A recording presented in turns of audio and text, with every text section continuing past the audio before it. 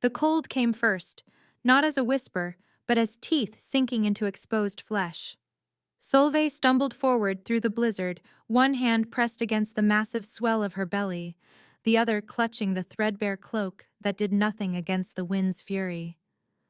Snow stung her cheeks like needles of ice, and each breath burned her lungs with crystalline fire.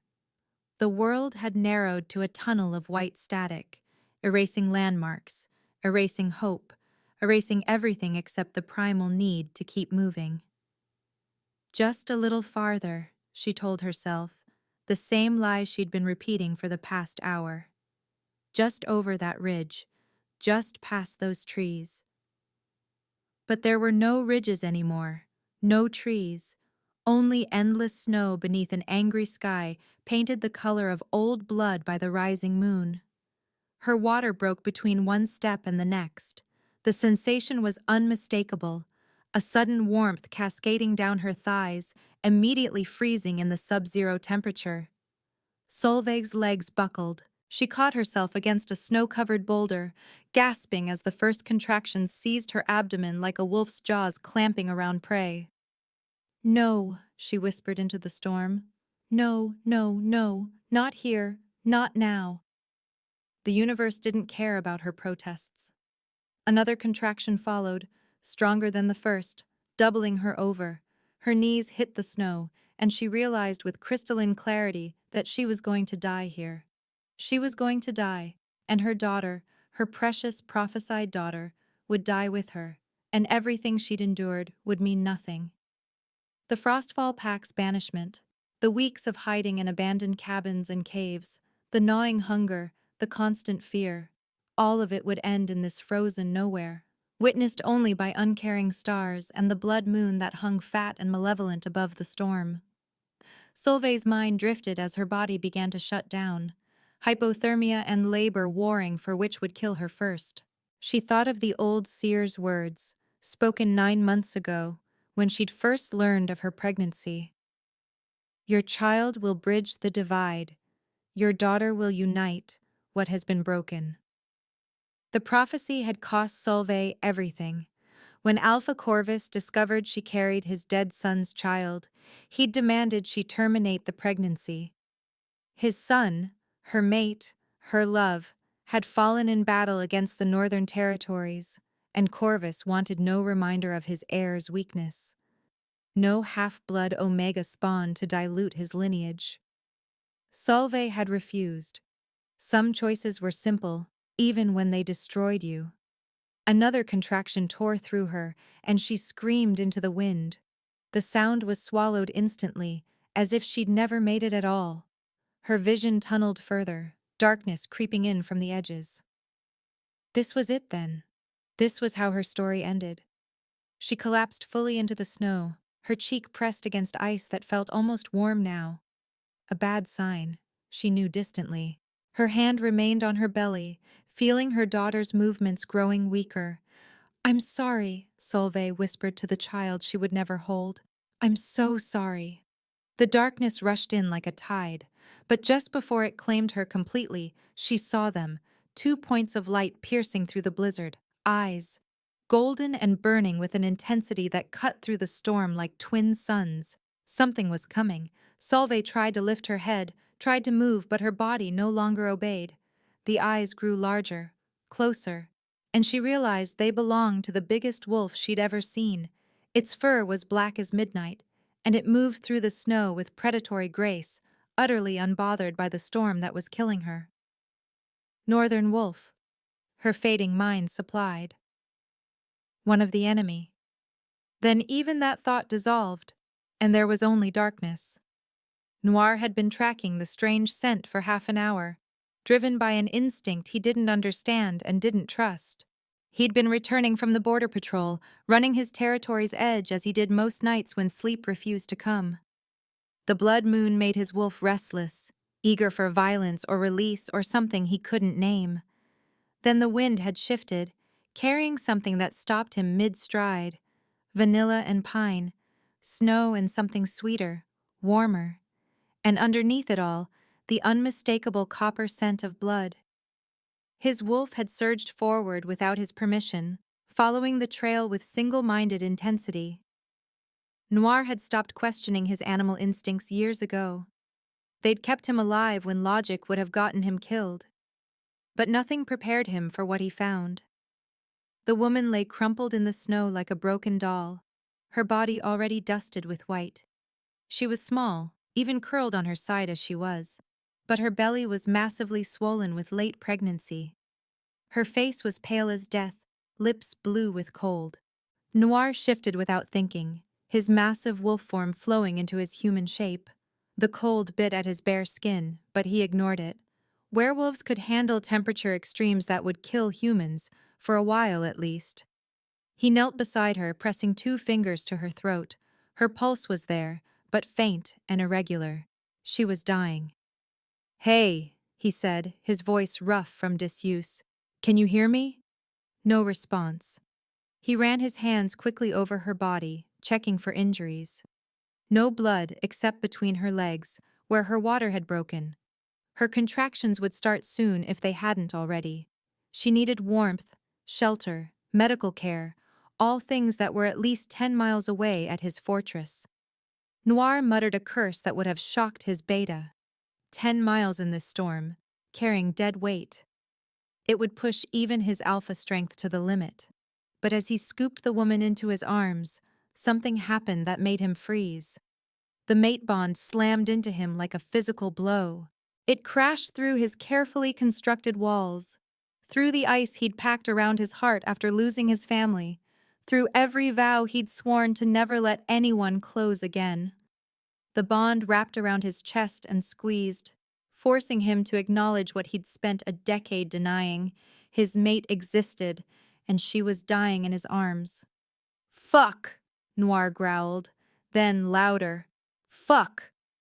The woman stirred slightly at the sound, her head lolling against his shoulder. She murmured something he couldn't catch, her hand moving weakly to her belly. "Stay with me," he commanded, adjusting his grip so she was secure against his chest. "I've got you. Just stay with me." He started running. The storm fought him with every step. Wind tried to knock him sideways, snow blinded him, ice made the ground treacherous. But Noir had been running these territories since he was old enough to shift. He knew every hill, every valley, every shortcut through the frozen wilderness. He pushed his body past normal limits, drawing on his alpha power to keep moving. His muscles screamed in protest, his lungs burned, but he didn't slow. The woman drifted in and out of consciousness, occasionally making small sounds of pain. Each time, Noir felt the noise like a knife between his ribs. The mate bond amplified everything. Her pain became his pain. Her fear bled into his consciousness like ink in water. He'd been so careful, so fucking careful to avoid this exact situation. After the massacre that killed his parents and siblings, after he'd crawled from the burning ruins of his childhood home covered in their blood, Noir had sworn never to take a mate.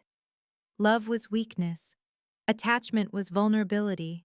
He'd built his reputation on being the alpha king who needed nothing and no one. And now the moon goddess had played her cruelest joke, dropping his fated mate literally in his path, pregnant with another man's child and dying from exposure. "You better survive this," he told her, his voice harsh. "You hear me? You don't get to show up just to die." Mile after mile fell behind him. The storm showed no signs of breaking. Noir's feet were numb now, blood from a dozen cuts painting his trail red. He couldn't feel his fingers anymore, locked as they were around the woman's body. But he could feel her heartbeat against his chest, rapid and thready. He could feel the tension in her belly when contractions seized her. He could feel the life inside her, struggling. "Not on my watch," he thought savagely. "Neither of you dies, not tonight." Around the 7th mile, she woke fully for the first time. Her eyes fluttered open, gray as winter ice, and focused on his face with obvious confusion. "Who?" she managed, her voice barely audible over the wind. "Don't talk," Noir said. "Save your strength." "My baby. Still alive. But you need a healer, and I need you to stay conscious if you can. Talk to me. What's your name?" She studied him for a long moment, and he saw the exact instant she recognized what he was. Terror flickered across her delicate features. Northern Territory, she whispered. You're you're the Alpha King. Noir's jaw tightened. His reputation preceded him, apparently. Most wolves knew of Noir, the ruthless king who'd unified the fractured northern packs through strength and strategy, the one who showed no mercy to his enemies, the one who'd sworn never to take a mate. Yeah, he said shortly. And you're trespassing. But we can discuss border violations after I keep you from dying. Your name. Solveig. She shivered violently, pressing closer to his warmth despite her obvious fear. Frostfall Pack. Former Frostfall Pack. That explained the scent markers he'd caught earlier. Frostfall territory bordered his to the south. Not quite enemies, but certainly not allies. If she was former Frostfall, that meant exile or banishment. What are you doing out here alone? He demanded.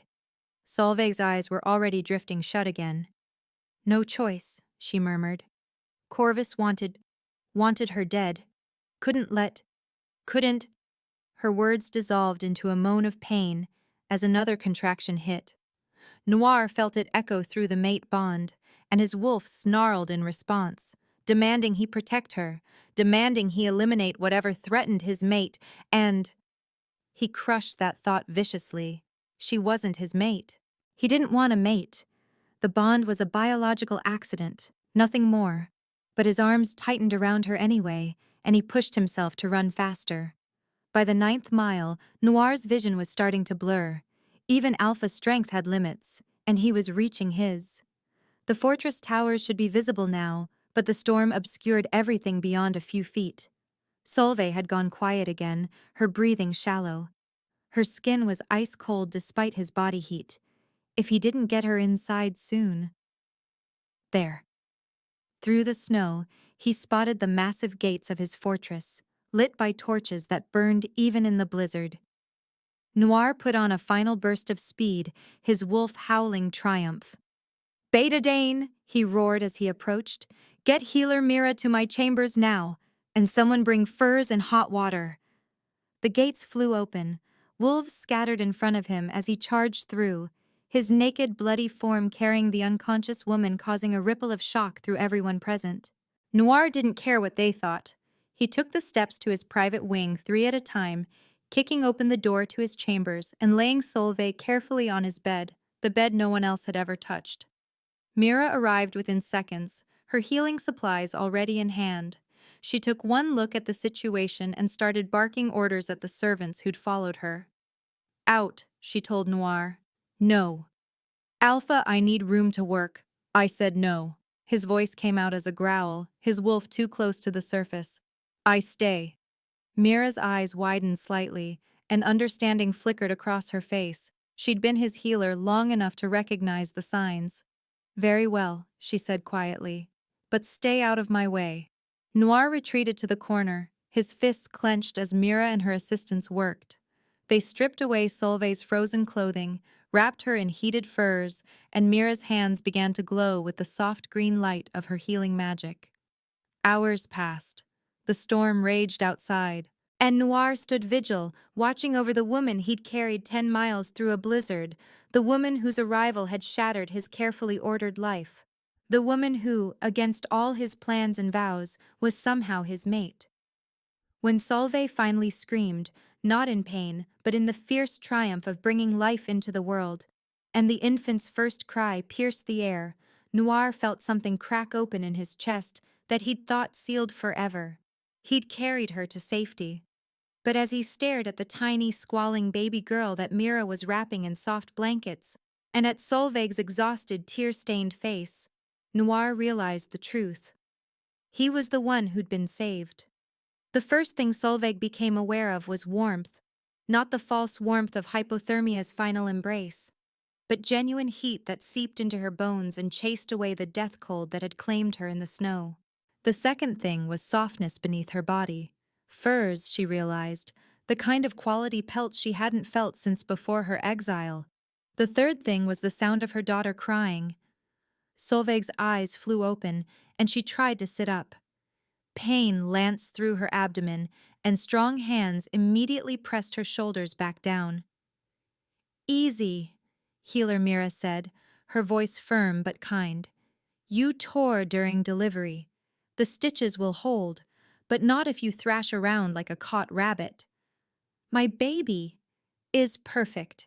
Mira smiled and gestured to a cradle beside the massive bed. A healthy girl, 7 pounds, strong lungs, all her fingers and toes.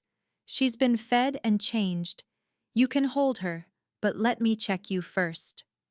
Solveig submitted to the examination with barely contained impatience, her eyes locked on the cradle where tiny fists waved above the edge. When Mira finally nodded approval, Solveig reached out with trembling hands. The baby was warm and solid and real. Alive. They were both alive, against all odds. Hello, little one, Solveig whispered, tears streaming down her face. I'm your mama. I'm so sorry it took me so long to hold you. The infant's eyes, still that unfocused newborn blue, blinked up at her. Solveig traced one finger down the impossibly soft cheek, marveling at the dark wisps of hair, the perfect bow of her lips, the tiny nose that wrinkled when she yawned. What will you name her? Mira asked softly. Luna. The name came without thought, feeling inevitable as sunrise. Her name is Luna. Moonchild, born under the blood moon. Mira nodded. It's fitting. Only then did Solveig look around properly. The room was enormous, easily 3 times the size of the small cabin she'd shared with her mate before his death. Dark wooden beams crossed the high ceiling, furs covered the stone walls, providing insulation and luxury in equal measure. A fire crackled in a hearth large enough to roast a whole elk. This wasn't a guest chamber. The scent that permeated everything, pine and snow and something wild and masculine, told her exactly whose room this was. Why am I in the Alpha King's quarters? Solveig asked, her voice barely above a whisper. Mira's expression became carefully neutral. He insisted. You were dying when he brought you in. Hypothermia, shock, hemorrhaging. I needed the best conditions to save you both, and these rooms are the warmest in the fortress. The Alpha gave up his bed without hesitation. That didn't answer the real question, but before Solveig could press, the door opened. Noir filled the doorway like a storm about to break. He'd clothed himself since carrying her through the blizzard, black wool and leather that somehow made him look even more dangerous than when he'd been naked and covered in blood. His golden eyes swept the room, landing first on Luna, then on Solveig. Something flickered in his gaze, gone too quickly to name. You're awake. His voice was flat, almost cold. Good. Mira, your assessment? Both will recover fully, the healer said. Solveig needs rest and proper nutrition. The baby is thriving. I'll prepare. See to it. The dismissal was absolute. Mira left without argument, though she squeezed Solveig's shoulder in passing, a gesture of support that Solveig found oddly comforting. Then she was alone with the Alpha King and her newborn daughter. The silence stretched between them like fresh ice on a lake, fragile and treacherous. Noir remained by the door, his posture rigid. He looked at Luna with an intensity that made Solveig's arms tighten protectively around her child. Thank you, Solveig said finally. Mira told me what you did, carrying me through the storm. You saved our lives. You were trespassing in my territory. The words were harsh, but something in his tone didn't match. I couldn't let you die and risk the political complications. It was a lie. Solveig knew it with the same certainty she'd known Luna's name. She'd felt something during that desperate journey, a connection, a pull, a thread of gold that tied her to this dangerous man in ways she couldn't explain. But she also saw the walls in his eyes, the deliberate distance he maintained. Whatever he'd felt carrying her through the blizzard, he clearly wanted no part of it now. Of course, she said quietly. I understand. As soon as I'm strong enough, Luna and I will leave. We won't impose on your hospitality any longer than. You'll stay until Mira clears you to travel. The command cracked like a whip. Winter storms are worsening. You'd both die within a day. Is that what you want? No, but I don't want to be a burden either. Then don't argue with me. Noir's jaw tightened, a muscle jumping in his cheek. His eyes remained fixed on Luna. The child needs warmth and safety. You'll have both here. Before Solveig could respond, he turned and left, closing the door with careful precision, as if he didn't trust himself not to slam it. Solveig stared at the wood, confusion and something else warring in her chest. Luna made a small sound, drawing her attention back to what mattered. Just you and me, little moon, she whispered. We'll figure this out together. But even as she said it, she couldn't stop thinking about golden eyes and the feeling of strong arms holding her like she was something precious. The following days established a pattern that left Solveig more confused than ever. Noir never visited during daylight hours. Servants brought meals, far richer than anything Solveig had eaten in months, and Mira checked on her regularly. Other pack members occasionally stopped by with supplies or well wishes, their curiosity about the mysterious woman in the Alpha King's chambers barely concealed. Through them, Solveig learned more about Noir's reputation. He ruled the Northern Territory with absolute authority, having united 3 fractured packs through strategic brilliance and sheer force of will. He was fair but merciless to those who betrayed him. He demanded loyalty and gave protection in return. And he was utterly, completely alone. Never taken a mate, one servant told her while changing Luna's wrappings. There was talk, years ago, about an arrangement with the Western Pack's daughter, but the Alpha refused, said he had no need for such weakness. Weakness, as if love and connection were flaws rather than strengths. Solveig understood that philosophy. After all, love had destroyed her too. Her mate's death had shattered her world, and the child born from that love had cost her everything else.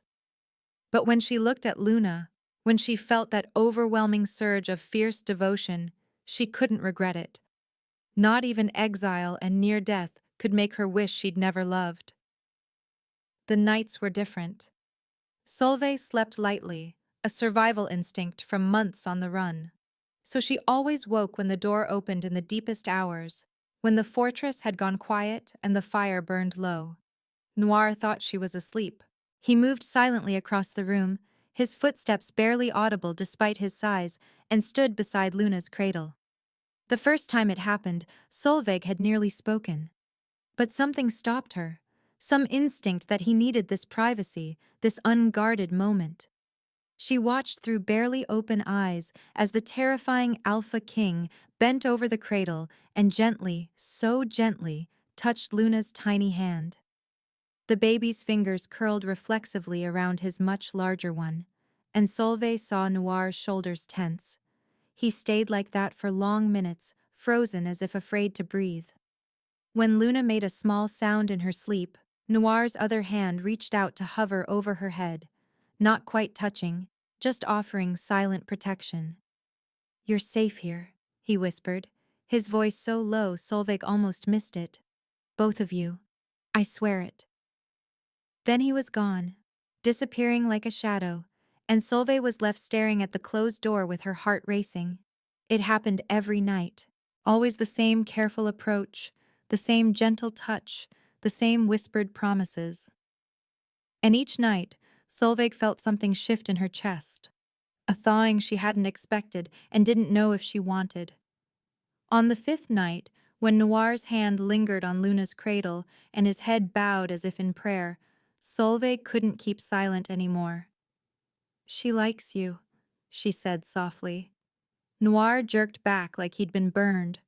His eyes snapped to her, blazing gold in the firelight, and for a moment she saw raw emotion there, longing and fear and something desperate. Then the walls slammed down and his expression went cold. "You should be asleep. You need rest to recover."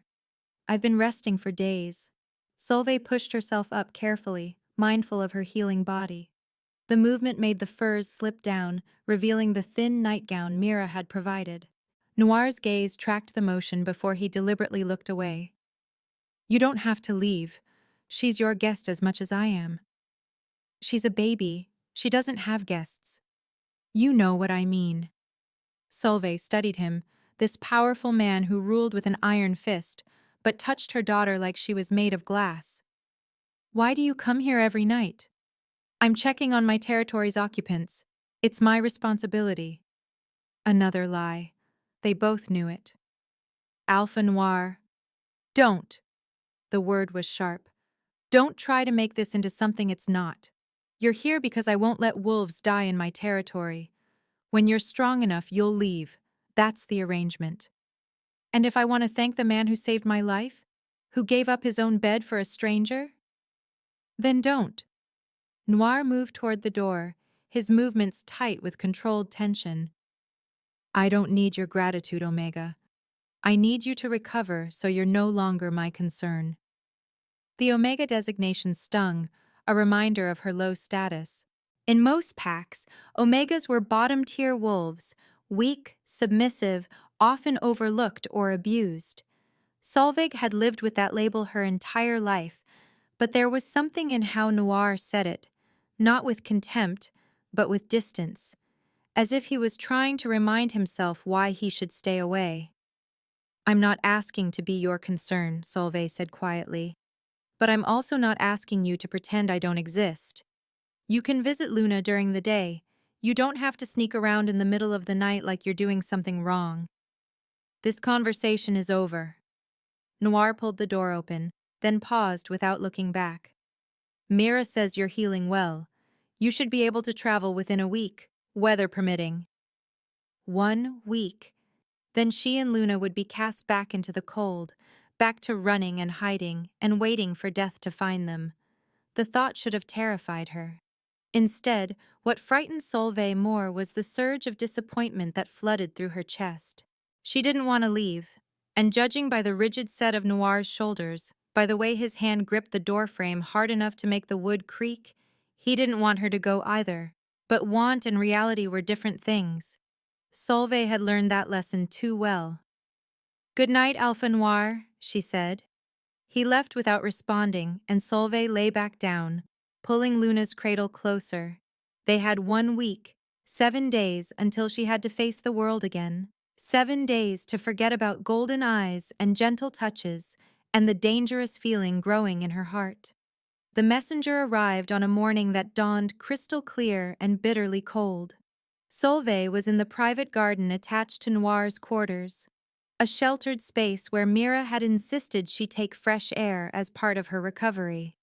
Luna was bundled against her chest in a sling, sleeping peacefully while Solveig walked careful circles through the snow-dusted paths. She heard the commotion from the main courtyard, raised voices, running footsteps, and then a howl that made her blood run cold. That howl carried the signature of Frostfall Pack.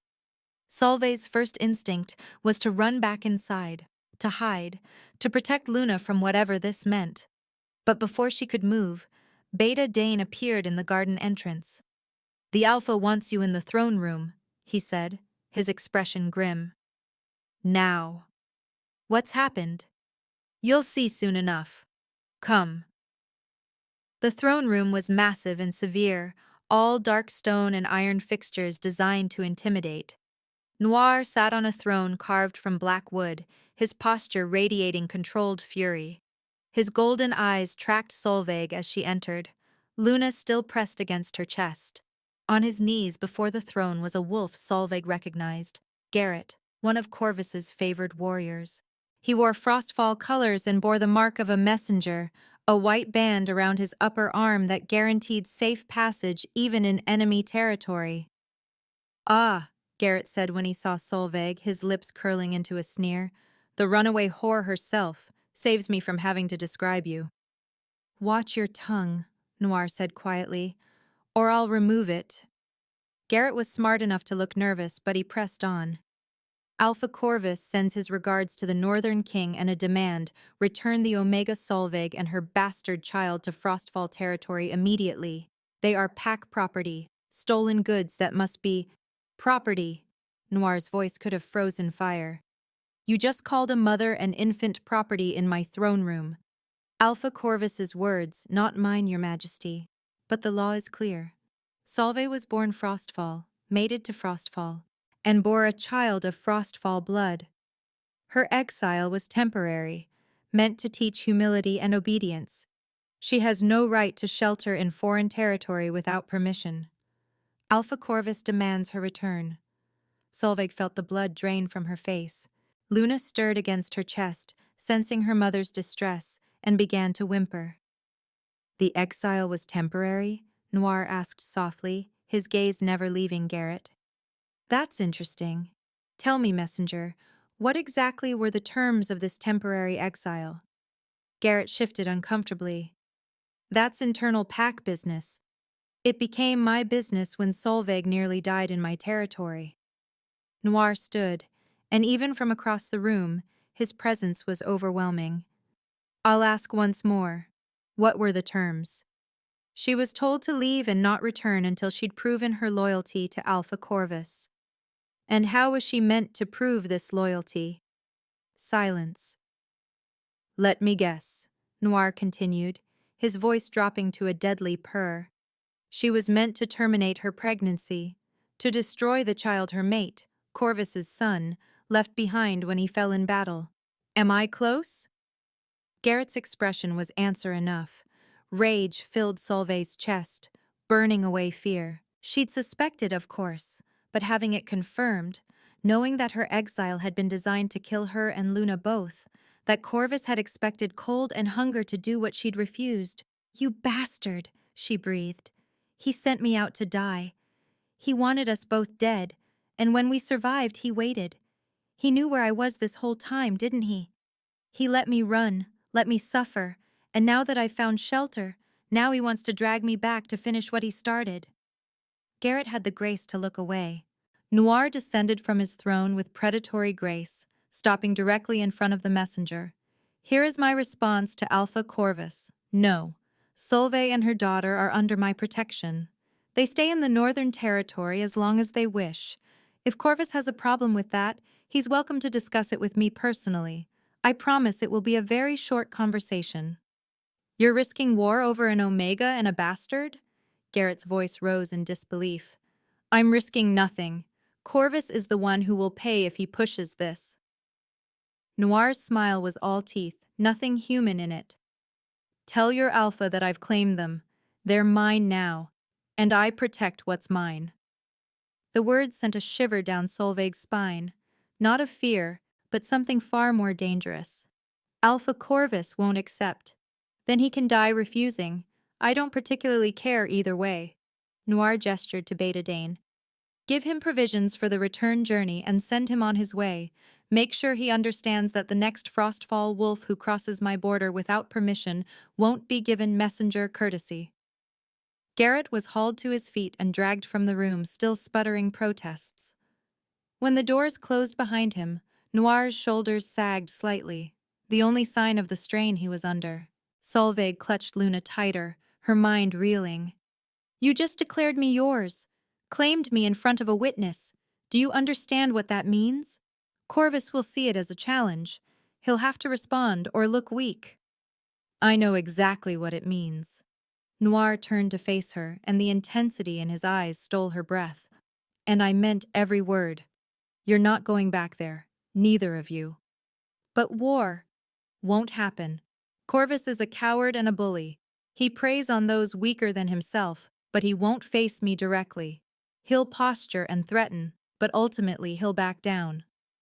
Noir moved closer, close enough that Solveig had to tilt her head back to maintain eye contact. Even if I'm wrong, even if he does attack, the outcome will be the same. You stay here. You're safe. Why?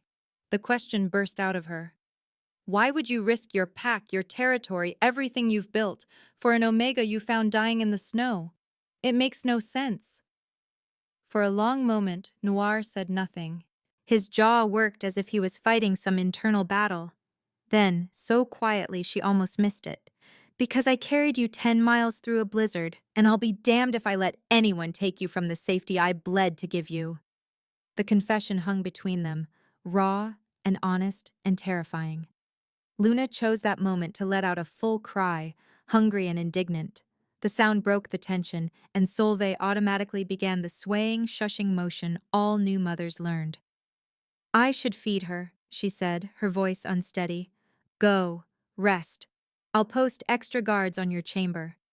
Noir stepped back, distance returning to his expression. And Solveig, start thinking about whether you want to stay permanently, because that offer stands, regardless of what Corvus does. He left before she could respond, his footsteps echoing in the vast throne room. Solveig stood alone with her daughter, her heart pounding and her mind spinning with impossible possibilities. Stay. Permanently. In the Northern Territory, under the protection of the Alpha King who touched her baby like she was precious and looked at Solveig like he was drowning and she was air.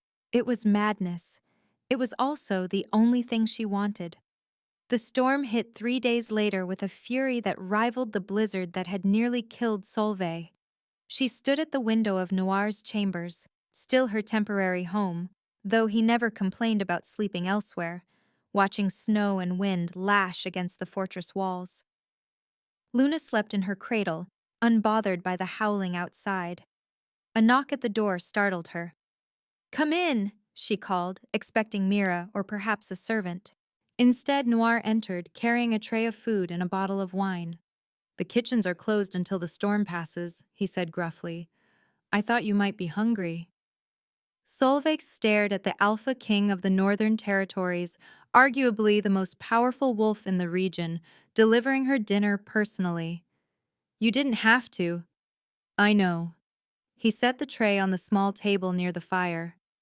"But I was coming to check on you anyway, and the staff shouldn't be navigating halls in this wind. 2 birds, 1 stone." It was the longest conversation they'd had since the confrontation in the throne room. Noir had been conspicuously absent, though Solveig still woke each night to find him standing beside Luna's cradle. "Will you stay?"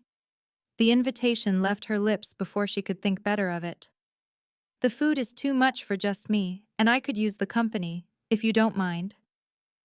Noir hesitated, and she saw the war in his expression, the desire to stay battling against his iron control. Desire won. "For a while," he said, settling into the chair opposite hers. They ate in comfortable silence at first, the storm providing backdrop noise. But eventually, as the wine warmed her blood and Luna continued to sleep peacefully, Solveig found courage she didn't know she possessed. "Tell me about the massacre," she said quietly. "The one that killed your family. Everyone whispers about it, but no one seems to know the full story." Noir's hand tightened on his cup. "That's not dinner conversation. Neither is impending war with my former pack, but that's the reality we're living." Solveig met his eyes steadily. "You know everything about me, my exile, my dead mate, why I was alone in that blizzard. But I know almost nothing about you. That doesn't seem fair." "Life isn't fair." "No," she agreed. "But trust should be mutual. You're asking me to build a life here, to believe you can keep me safe. Let me know who you really are, Noir. Not the Alpha King, just you." The use of his name without title made something flicker in his expression. He drank deeply from his cup, staring into the fire. "I was 17, he said finally. "Still training to take over from my father someday. We weren't the Northern Territory then, just one pack among many, all constantly fighting for resources and territory. My father wanted peace, tried to negotiate treaties. He thought cooperation was the path forward." Solveig waited, sensing this was difficult for him. "The Southern Pack pretended to agree, invited us to their territory for a summit. My father, mother, older brother, younger sister, they all went. I stayed behind because I was recovering from a training injury." Noir's voice went flat, emotionless. "It was a trap. They slaughtered everyone, locked the doors, and set fire to the building. When I got word and rushed there with our warriors, all I found was ash and bones." Noir. "I went insane," he continued as if she hadn't spoken. "The grief broke something in me. I rallied every wolf loyal to my family, And we went to war. No mercy, no prisoners. Within a year, I'd destroyed the Southern Pack completely. The survivors either pledged to me or fled. Then I turned to the Eastern and Western Packs, offering them a choice: unite under my rule or be conquered. They chose unity, Solveig said softly. They chose survival. I gave them fair terms: keep your autonomy, your traditions, your territory, but acknowledge me as Alpha King and contribute to mutual defense. It worked. We've had relative peace for a decade. He finally looked at her, and the pain in his eyes was devastating. But I never forgot the lesson. Love makes you vulnerable. Family makes you weak. So I decided I would be neither. No mate, no children, no attachments that could be used against me. That's not living, Solveig whispered. That's just existing. It's surviving. There's a difference. Is there? She leaned forward, drawn by an impulse she didn't fully understand. Because from where I'm sitting, you look just as broken as I am. We've both been destroyed by grief, both built walls to protect ourselves from more pain. But Noir, those walls, they also keep out everything good. There's nothing good. Luna is good. Solveig gestured to the sleeping baby. You watch her every night like she's a miracle. Don't deny it. I'm always awake. You touch her hand and make promises to keep her safe. That's not nothing. That's not just existing. Noir's jaw clenched. She's an innocent. Innocents deserve protection. And what about her mother? The question was barely audible. What do I deserve? The air between them went electric. Noir stood abruptly, moving to the window as if he needed distance. But Solveig rose too, following on instinct, until she stood close enough to feel his heat. You deserve better than me, he said roughly. You deserve a good man who can give you a normal life. Not a broken king who doesn't know how to be gentle.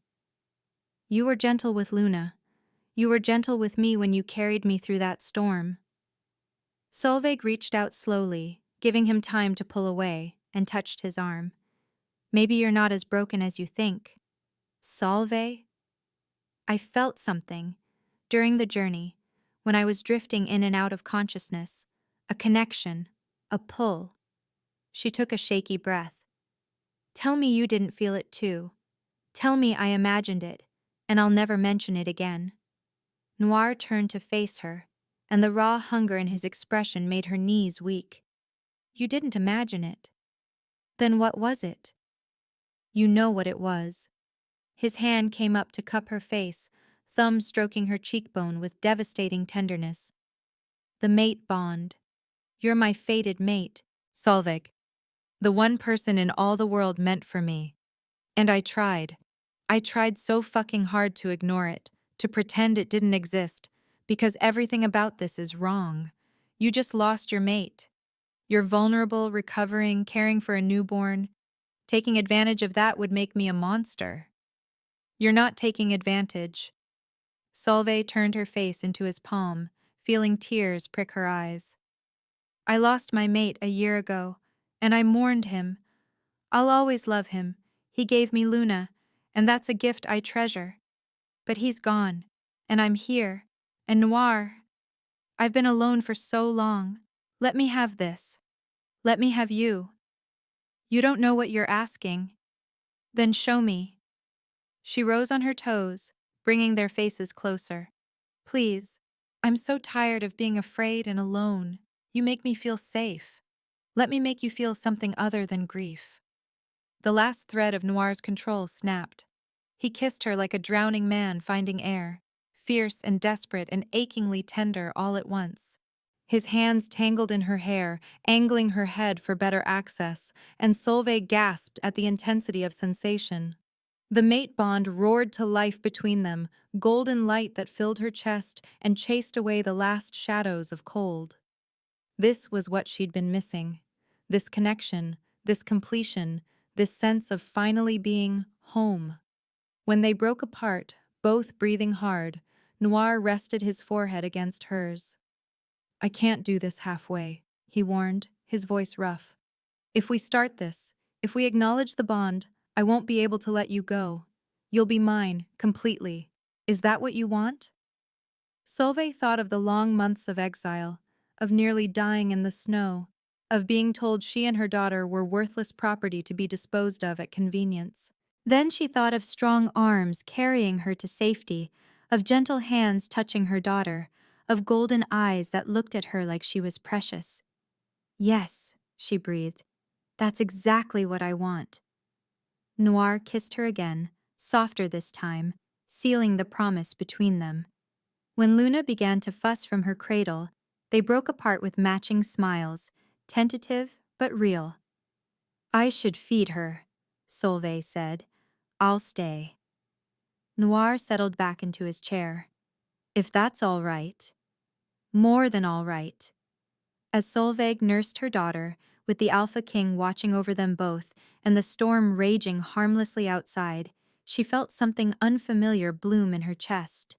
Hope. The attack came in the darkest hour before dawn, when even the guards were fighting exhaustion.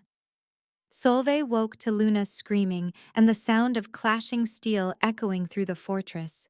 She grabbed her daughter and pressed back against the headboard, her heart hammering as smoke began to seep under the door. The fortress was under attack. The door burst open, and for a moment relief flooded through her, until she saw it wasn't Noir or Beta Dane. Marcus, one of the Northern Pack warriors she'd seen around the fortress, stood in the doorway. His sword was drawn and dripping blood. Sorry about this, he said, not sounding sorry at all. But Corvus pays better than Noir, and I've got expensive tastes. Traitor. The word blazed through Solveig's mind as Marcus lunged forward. She tried to run, but there was nowhere to go. His hand closed around her arm in a bruising grip, and Luna's screams intensified. Let me go! Solveig fought with desperate strength, but she was still recovering, still weak. My daughter! The brat stays. Corvus only wants you. No!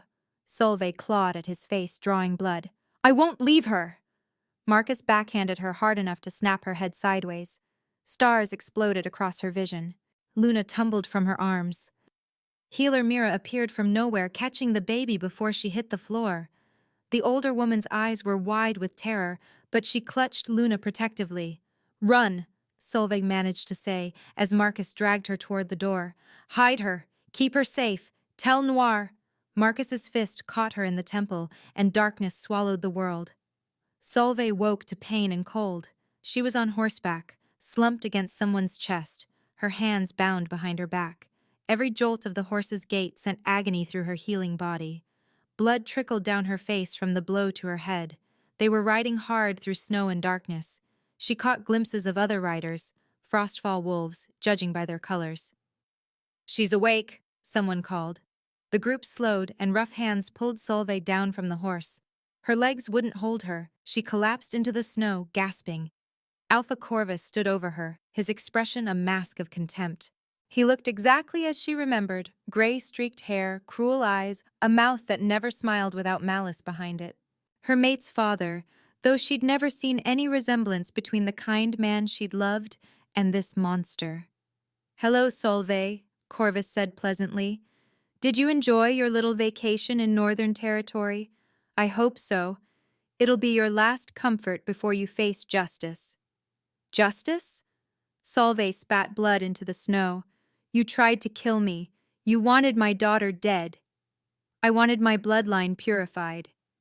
Corvus crouched down, grabbing her chin in a painful grip. My son was weak, tainted by his mother's common blood. When he died, I saw an opportunity.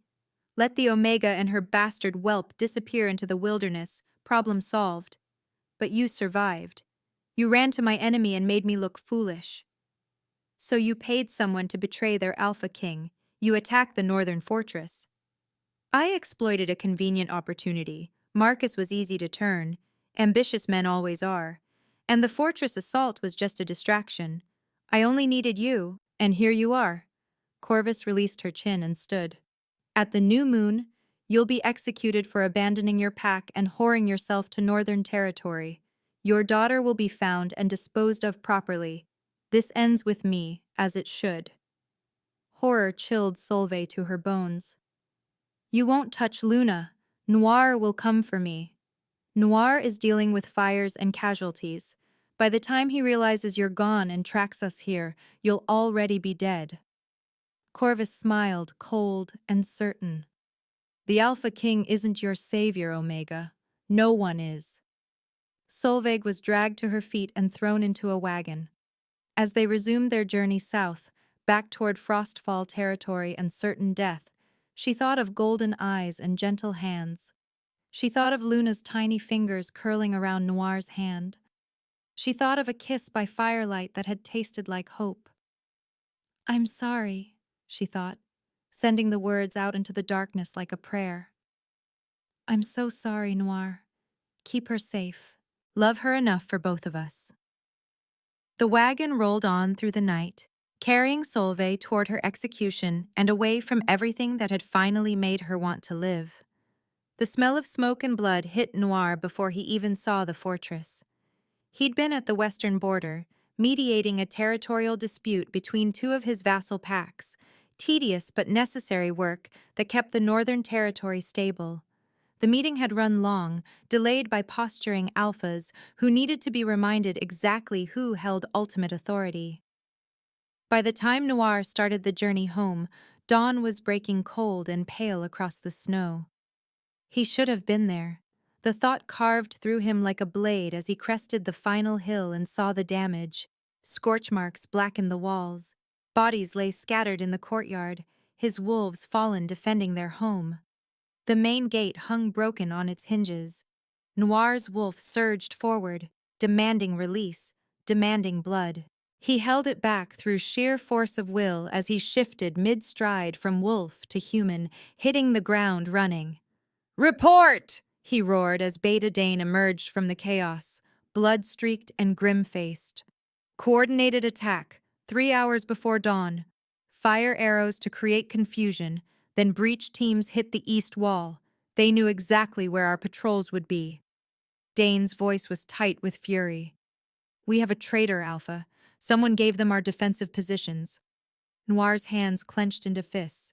Casualties? 12 dead, 20 wounded. Could have been worse, but they weren't trying to hold territory. This was a raid. Dane's expression darkened further. They took her. Solveig.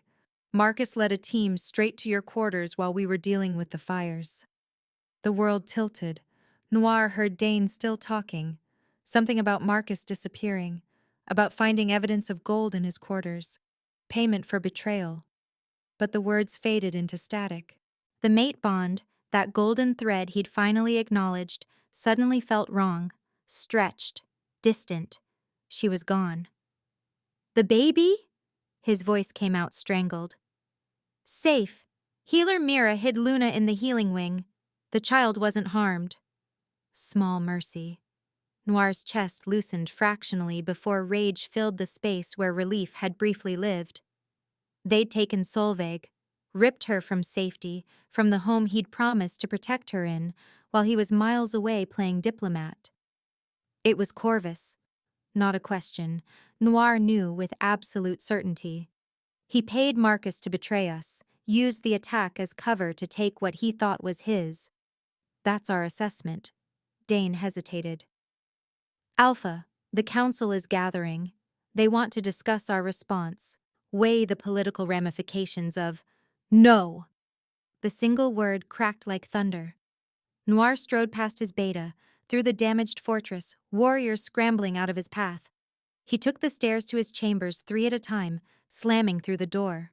His scent still lingered, pine and snow and wild things. Solveig's scent twined through it, vanilla and warmth. The cradle stood empty, blood spattered the floor, and Noir's vision went red. They'd hurt her. They'd put their hands on his mate, struck her, dragged her away while she fought. The evidence was written in overturned furniture and claw marks in the wood where she'd tried to resist. Healer Mira appeared in the doorway, Luna bundled in her arms. The baby was crying, little fists waving in distress. She kept fighting, Mira said quietly. Even after Marcus hit her, she was trying to protect Luna, screaming for me to hide her. She made me promise to tell you. The healer's voice broke. She said to keep Luna safe, to love her enough for both of them. Noir crossed the room and took Luna gently, cradling the infant against his chest. The baby quieted immediately, as if recognizing safety. Her tiny hand curled around his finger, and something cracked open in Noir's chest. This child. This perfect, innocent life that Solveig had nearly died protecting. Luna wasn't his blood, but she was his. His to guard, his to raise, his daughter in every way that mattered. And her mother, his mate, was in the hands of enemies who wanted her dead. "Gather the warriors," Noir said, his voice utterly calm now. The rage had crystallized into something colder, more dangerous. "Every elite fighter we have, leave a skeleton crew to defend the fortress. We march on Frostfall territory within the hour." Mira's eyes widened. That could mean war. It already is war. Corvus made it so when he attacked my home and took my mate. Noir handed Luna back carefully. "Keep her safe. When I return, I'm bringing Solveig with me, and anyone who stands in my way will burn." The war room filled quickly. Pack warriors, some still bandaged from the attack, stood at attention. Beta Dane had maps spread across the table, marking Frostfall territory. Noir addressed them without preamble. "Corvus took something that belongs to me. We're going to get her back. This isn't a negotiation or a political maneuver. This is a rescue, and anyone who interferes dies. Questions?" "The terrain favors defense," one captain said, pointing at the map. "Frostfall's main compound is built into a valley. They'll see us coming miles away." "Good. I want them to see us coming. I want Corvus to watch his death approach and know he brought it on himself." Noir's smile was all wolf. "Send a messenger ahead. Tell Corvus he has until nightfall to return Solveig unharmed. If she's hurt, I kill half his pack. If she's dead, I kill them all." Silence fell across the room, heavy with the weight of that promise. "Alpha," Dane said carefully. "That's a declaration of total war. The other territories will have to respond. Our alliances will hold or break based on strength, same as always." Noir met each warrior's eyes in turn. "I didn't build the Northern Territory by being soft. Every pack that swore to me did so because they knew I was stronger, fiercer, more willing to do what was necessary. That hasn't changed. If anything, they need the reminder." He straightened, feeling his wolf press against his skin, eager for release. "Solveig is my fated mate. The mate bond is sacred. Every wolf here knows that. Corvus violated the oldest law when he took her. This isn't about politics or territory. This is about honor, about protecting what's ours. So I ask again, questions?" The warriors shook their heads, resolve hardening in their expressions. They might not fully understand the mate bond's pull, most hadn't experienced it themselves, but they understood loyalty. They understood justice. They understood their Alpha King was going to war, and they would follow. Within the hour, they were ready. 50 of the Northern Territory's finest warriors, armed and armored, formed ranks in the courtyard. The fortress's remaining defenders lined the walls, weapons ready in case this was a larger scheme. Noir stood before his force, already feeling his wolf rising. The transformation was usually controlled, deliberate. Not this time. This time, he let the rage and fear and desperate love fuel the change. His body exploded outward, bones cracking and reforming, muscle and sinew reshaping into his wolf form. But this wasn't a normal shift. Fed by the mate bond's anguish and an alpha's protective fury, Noir's wolf grew massive, easily twice the size of a normal werewolf, black fur rippling with barely contained power. His eyes blazed gold like captured suns. Several warriors stepped back involuntarily. Even Dane, who'd served Noir for years, looked shaken. Good. If his own pack feared him, Corvus would learn terror. Noir threw back his head and howled, a sound that shook snow from the fortress walls and echoed across the mountains. It was a declaration and a promise. "I'm coming." Through the mate bond, Stretched thin but still present, he felt something. A flutter of response. Solveig was alive, conscious, and somewhere in that distant awareness, he felt her fear transform into something else. Hope. Hold on. He sent down the bond, praying she could feel it. I'm coming for you, just hold on. Then he was running, his pack streaming behind him, a tide of fangs and fury sweeping south toward Frostfall territory, toward his mate, toward anyone foolish enough to stand between them. The Alpha King had gone to war, and the world would shake.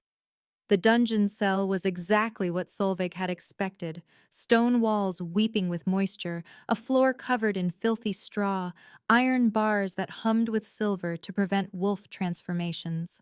She sat with her back against the wall, hugging her knees, trying not to think about Luna crying for her, trying not to think about never holding her daughter again. 3 days in the cell, 3 days of guards bringing minimal food and water, of Corvus visiting to describe exactly how her execution would proceed, of silence and cold and crushing despair. 3 days of feeling the mate bond stretch thinner, like a rope fraying strand by strand. But it hadn't broken. That was the strange thing. Despite the distance, despite everything, Solveig could still feel Noir somewhere in her chest, a warmth, a presence, a golden anchor that kept her from drowning completely in fear. She wondered if he'd found her note, if Mira had told him her last message. She wondered if Luna was safe, if the baby cried for her missing mother, if— Pain lanced through the mate bond, sharp and sudden. Solveig gasped, pressing a hand to her chest. Not physical pain, emotional. Noir's rage and grief bleeding through their connection. He knows, she realized. He found out I'm gone. The bond pulsed, and suddenly she felt something else. Determination. A promise wrapped in fury. The sensation was so strong it brought tears to her eyes. He was coming for her. Solveig stood on shaking legs, moving to the bars. She could hear sounds from above, guards calling to each other, unusual activity. Something was happening. Then she heard it. Distant but unmistakable. A howl that made every wolf in Frostfall territory freeze. The Alpha King had declared war. Guards rushed past her cell, and Solveig caught fragments of panicked conversation. Massive force! The Northern King himself! Alpha Corvus says hold position. Hope blazed in Solveig's chest, fierce and bright. Noir was coming. He'd gathered his warriors and marched on Frostfall territory for her. The ruthless Alpha King who'd sworn never to take a mate was coming to save her. But hope warred with terror. How many would die in this rescue? How much blood would be spilled because she'd been too weak to fight off her captors? No, Solveig thought suddenly, fiercely. No more weakness. She'd spent her whole life as an Omega, the lowest rank, the weakest designation. She'd accepted it because everyone told her that's what she was. Even her transformation had never come, proof of her inferior status. But she'd also survived exile, given birth in a blizzard, fought to protect her daughter against a trained warrior. Maybe she was stronger than anyone realized. Maybe it was time to prove it. Solveig closed her eyes and reached for the mate bond. Noir's presence blazed there, golden and fierce. She grabbed hold of it like a lifeline and pulled, drawing strength from their connection. Then she heard it. Faint but unmistakable, echoing down through the mate bond itself. Luna crying. Her daughter. Her baby. Calling for her across the miles. Maternal instinct roared to life, primal and unstoppable. Solveig's eyes snapped open, blazing not with her usual gray, but with silver light. Her body convulsed, and for the first time in her life, she felt the transformation begin. Pain ripped through her, but not the agonizing pain of forcing a shift. This felt like breaking free, like shedding a skin that had never fit properly. Her bones reshaped with liquid ease. Silver fur erupted across her skin, shimmering like moonlight on snow. When the transformation completed, Solveig stood on 4 legs, staring at her reflection in a puddle on the cell floor. She wasn't small or weak. Her wolf form was larger than any Omega had a right to be, compact but powerful, built for endurance and protection. And her fur, silver, pure silver, the color of the full moon. Understanding crashed through her like a wave. The prophecy. Your daughter will unite what has been broken. Everyone had assumed it meant Luna, but Luna was too young. The prophecy was about Solveig herself. She was a Luna wolf, born once in a generation, marked by silver fur and an ability to channel the moon's power. They were legend, stories told to pups. Most wolves lived their entire lives without seeing one, and Solveig had been one all along, her power suppressed by years of being told she was worthless, years of believing she was weak. Not anymore. Solveig gathered her newfound strength and slammed into the cell door. The silver-reinforced bars, designed to hold any normal wolf, shrieked in protest. She hit them again and again, pouring all her rage and determination into each impact. The bars bent, cracked, finally shattered in an explosion of silver light. Guards came running, weapons drawn. They saw the silver wolf standing in the ruins of the cell and froze, superstitious terror written across their faces. Luna Wolf, one whispered. Solveig didn't give them time to overcome their shock. She burst forward, moving with a speed and grace she'd never possessed before. One guard went down with a slash of her claws. Another stumbled back, and she was past him, racing up the dungeon stairs. More guards tried to stop her. She fought with instinct she hadn't known she possessed, her power radiating outward in waves that made even trained warriors hesitate. She exploded into the courtyard just as Alpha Corvus emerged from the main hall, flanked by his elite guard. He saw her, silver fur gleaming in the moonlight, eyes blazing with power, and actually took a step back. Impossible, Corvus breathed. Omegas can't. You're not. Solveig shifted to human form in a fluid motion she'd never managed before, standing naked and unashamed in the snow. Power still crackled around her, visible as silver sparks in the air. I am Solveig, she said, her voice carrying across the courtyard. Luna Wolf, mate to the Alpha King, mother to the prophesied child, and you, Corvus, made a terrible mistake. Before Corvus could respond, a howl split the night, closer now, just beyond Frostfall's borders. Noir was here. The Frostfall warriors assembled on their territory's edge saw death approaching and knew it. The Northern King ran at the head of his force, a massive black wolf that dwarfed even the largest among them. His pack followed in perfect formation, disciplined and deadly. They didn't charge blindly, they advanced with the terrible certainty of an avalanche. Beta Dane, running beside his alpha, had never seen Noir like this. The rage rolled off him in waves, and the mate bond, visible now as a golden thread stretching south, pulsed with desperate determination. They crested the final rise, and Frostfall's main compound came into view below. That's when the silver light exploded across the valley. Every wolf, Northern and Frostfall alike, stopped in their tracks, staring. Power radiated from the compound's center, ancient and primal.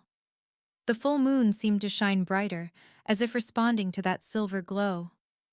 Noir shifted to human form instantly, his eyes locked on the light source. Through the mate bond, he felt Solveig, not weak or injured or dying, but blazing with power he'd never sensed before. What is that? Someone asked. Luna Wolf, Dane breathed, his voice filled with awe. It has to be. Nothing else shines silver like that. Noir's heart stuttered. Luna wolves were legend, rare beyond measure. The idea that his mate, his supposedly weak Omega mate, was one, it changed nothing. He was still getting her back. But now he didn't just need to rescue her. He needed to fight beside her. Forward, Noir commanded, shifting back to his massive wolf form. Now.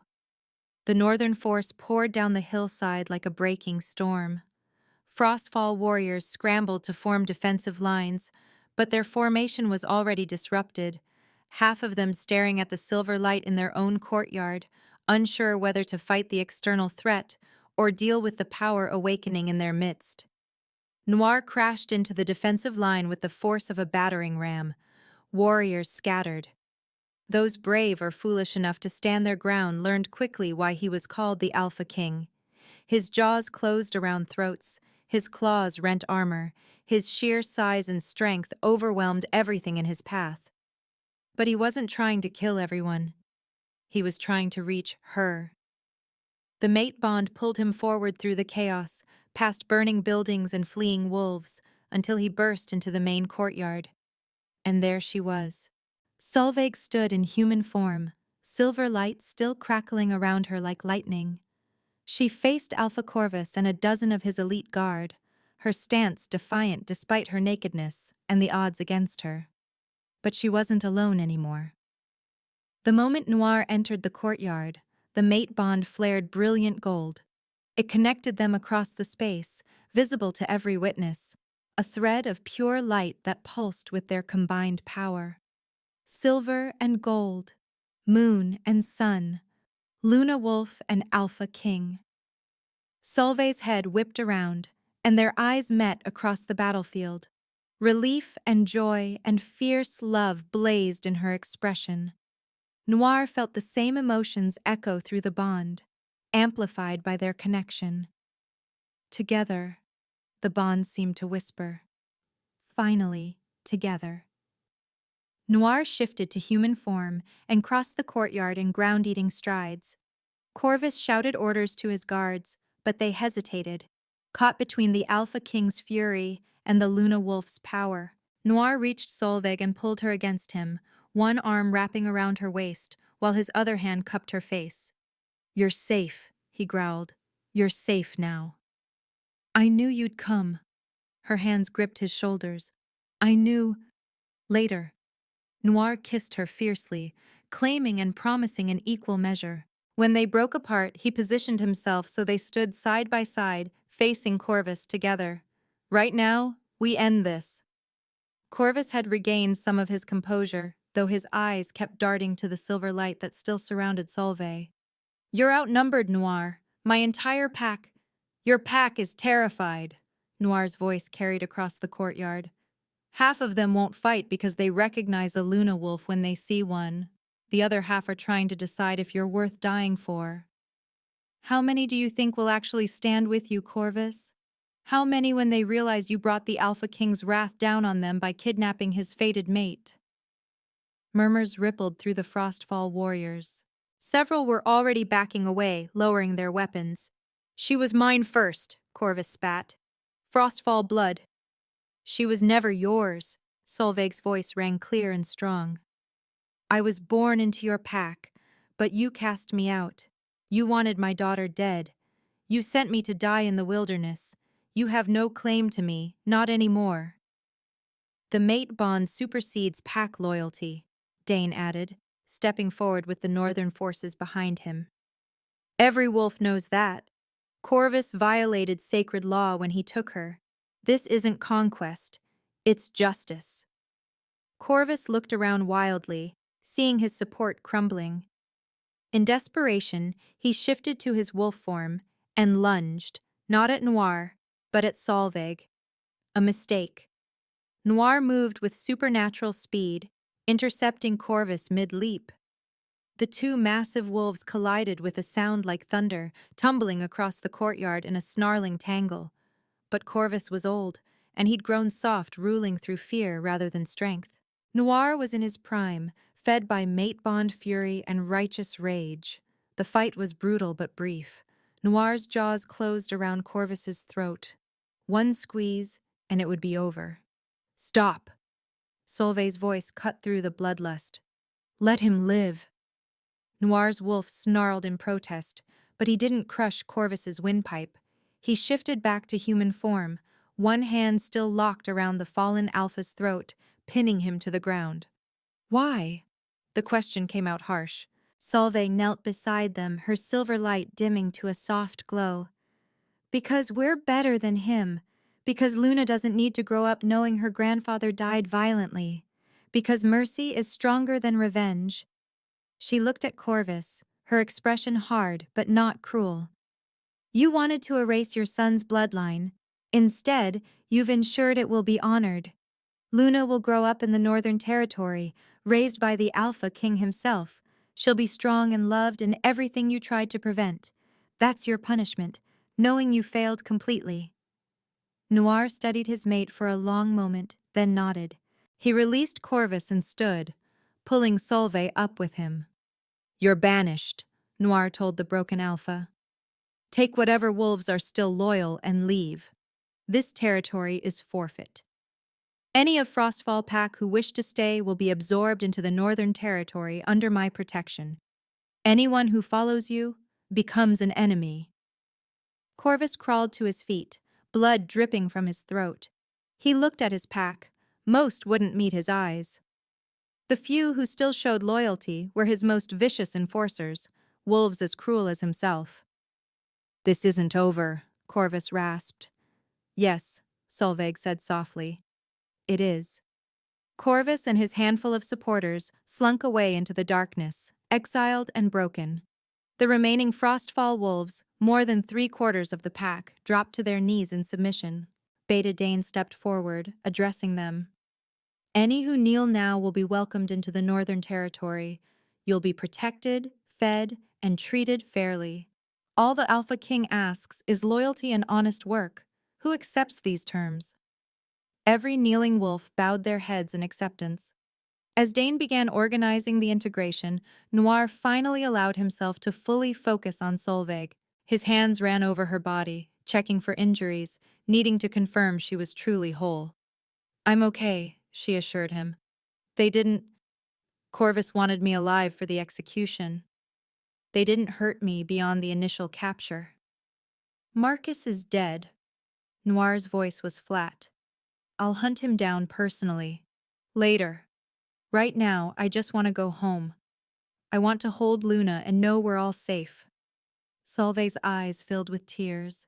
You came for me. You brought your entire force and risked war. Of course I did. You're my mate. My fated mate. Noir pulled her close, burying his face in her hair. I would have burned the world to get you back. I still will, if anyone ever threatens you again. Through the mate bond, Solveig felt the absolute truth of those words. The love and devotion and fierce protectiveness that Noir had spent years suppressing, now unleashed and focused entirely on her. I'm a Luna wolf, she whispered. I didn't know. All these years, I thought I was weak. You were never weak. You survived what would have killed others. You protected Luna against impossible odds. You broke free from a silver-barred cell through sheer will. Noir pulled back to look at her, his eyes blazing. You're the strongest person I know, Solveig. Whether you're a Luna wolf or not doesn't change that. The silver light pulsed one more time, then faded completely. Solveig sagged against Noir, exhaustion finally catching up to her. He caught her easily, lifting her into his arms, just as he'd carried her through the blizzard, but this time she was awake to feel the safety of his embrace. Take me home, she said. Always, Noir promised. As they left Frostfall territory behind, the Northern Pack falling into formation around their Alpha King and his mate, the full moon shone down like a blessing. The prophecy had been fulfilled, not through conquest or destruction, but through the joining of two broken souls who'd found completion in each other. The Luna Wolf and the Alpha King. Together, they would reshape the territories into something better than what had come before. Together, they were unstoppable.